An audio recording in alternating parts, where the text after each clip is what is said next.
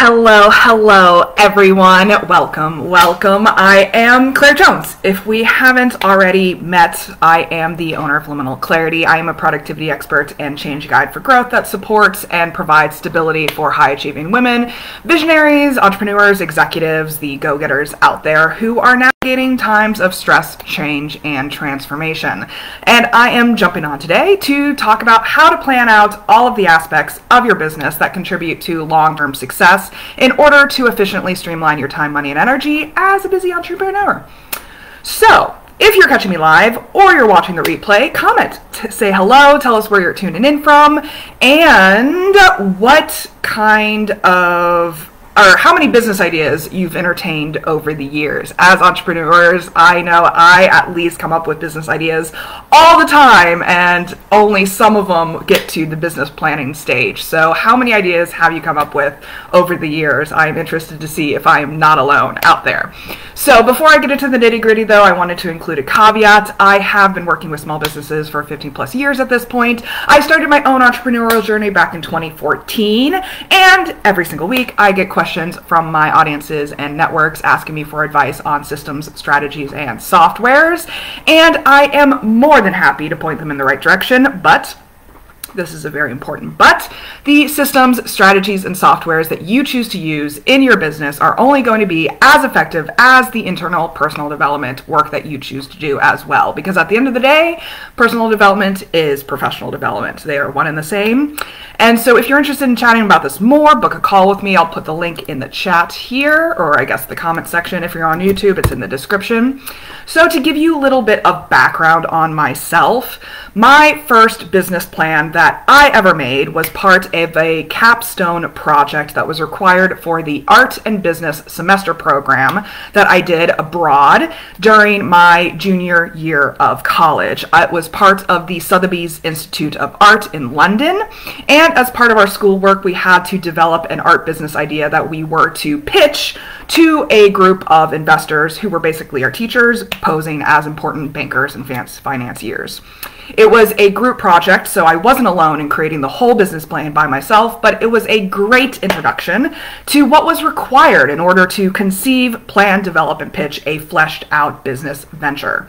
My second opportunity to create a business plan was when I started my own first business about 4 years later, but this time I was doing it all by myself. And it was definitely much scarier this time around because it felt like it was real this time. And I was well armed with my research skills and looked to Google in order to figure it out. I put in the time, I did the research, made the spreadsheets, and then used it to secure funding, and it worked. I ended up fundraising around 30 grand with an additional 10 grand coming in from my business partners. And that was pretty much how I started my first business. It was a brick and mortar general store devoted to local goods. And so it required a lot of startup capital as well as generated a significant amount of overhead on a monthly basis. So fast forward another 4 years, and I found myself yet again creating another business plan. This time around, though, it wasn't as in-depth or formalized as my previous one because it was for a service-based at-home business, which turned out to be Liminal Clarity. For my current business, I didn't need to develop the business plan as comprehensively because I knew that my overhead expenses and operational needs would be minimal as a home-based business. So I set up the processes and procedures that I knew would be necessary and then left the rest for later on. And since 2018, when I started Liminal Clarity, I've created a variety of additional business plans because as a very creative, entrepreneurially minded individual, I think of new businesses on a monthly basis, if not a weekly basis. I guess I would call it a side hobby at this point. I come up with business ideas all the time. So is this calling to you? I'm sure there are a lot of you out there. If you're interested in chatting more about life and business and all that it entails, I am opening up 3 spaces to the women go-getters out there who want to have more fun and less stress while achieving their big goals. So book a call with me. The link is in the comments. So this is all to illustrate that a business plan serves several purposes. It can help convince investors or lenders to finance your business. It can also persuade partners or key employees to join your company. Most importantly, though, it serves as a blueprint guiding the management and growth of your business. Writing a business plan is an opportunity to carefully think through every step of your company so that you can prepare for success. This is your chance to discover any weaknesses in your business idea, identify opportunities that you may not have considered previously, and plan how you will deal with the challenges that are likely to arise. Be honest with yourself as you work through your business plan. Do not gloss over potential problems. Instead, figure out solutions proactively. I think of it as looking at a map on a road trip. You have an idea of where you're trying to go. Like, say you're driving from Washington State to Florida State. It's going to be a long trip and you're going to have to prepare. You're going to have to make sure that you have enough money for gas. You're going to have to prepare that you have all of the snacks on hand.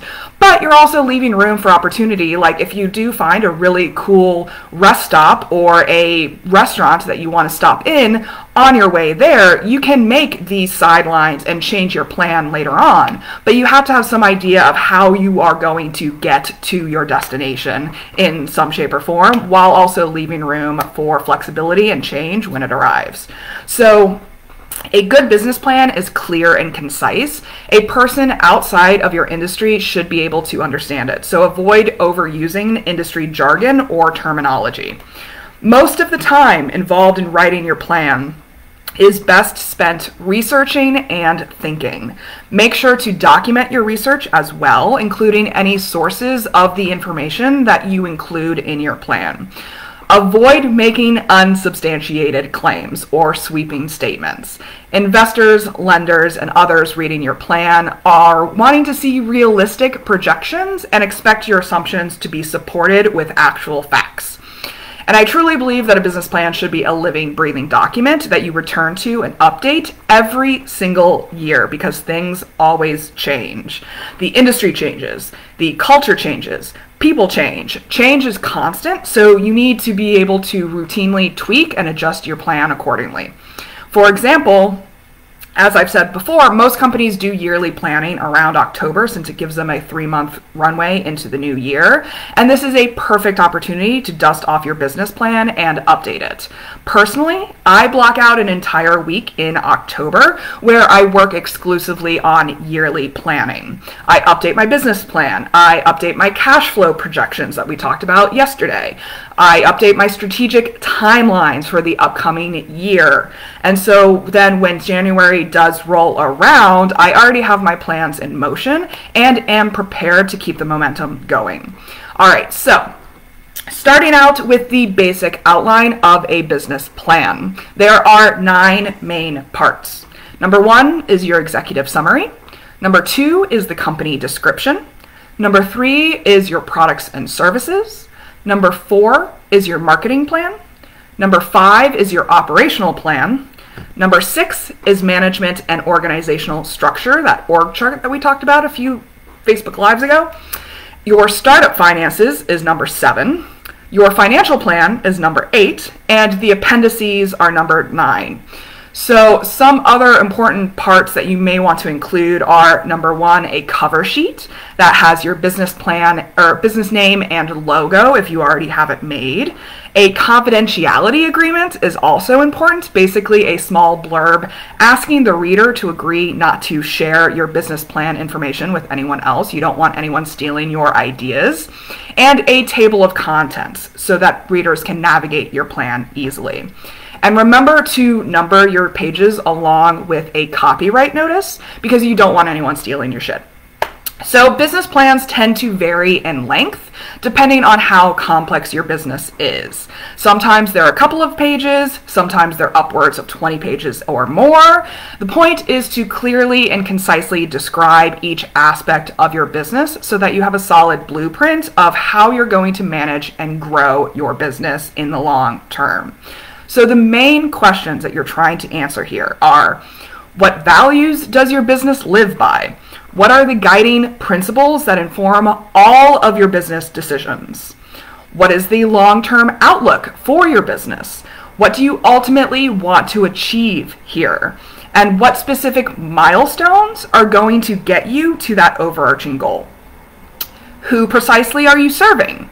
What does your business look like in the eyes of the customers, of the consumers, of the clients, of the people that you're working with?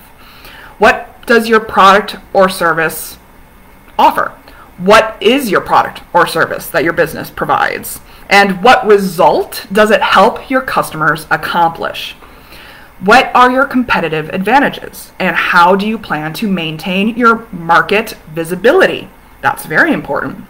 How exactly do you provide your products and services? What are the exact steps, systems, support structures, people, or softwares that you need to use in order to provide a quality product or service? What does your financial forecast look like? What kind of financial support or systems do you need in order to be profitable and sustainable? And overall, what variables could make or break your success as a business? And how do you plan to manage those? If you figure out all of these factors ahead of time, it will be much easier to make decisions as you go. A business plan represents your overarching strategy so that you can better align your daily, weekly, monthly, quarterly, and yearly action items with your long-term goals. Whenever you're trying to decide whether to go in this direction or that, you can return to your business plan and use it as a guide, as a compass, as a navigating directional nudge. So only if you know where your business is going in the long term can you know why the specific behaviors, actions, and activities are important on a regular basis. So instead of getting stuck in a guessing game where you spend too much of your time throwing spaghetti at the wall to see what sticks, a solid business plan will help you better prioritize where you and your team invest your time, money, and energy. And that's pretty much it for the series.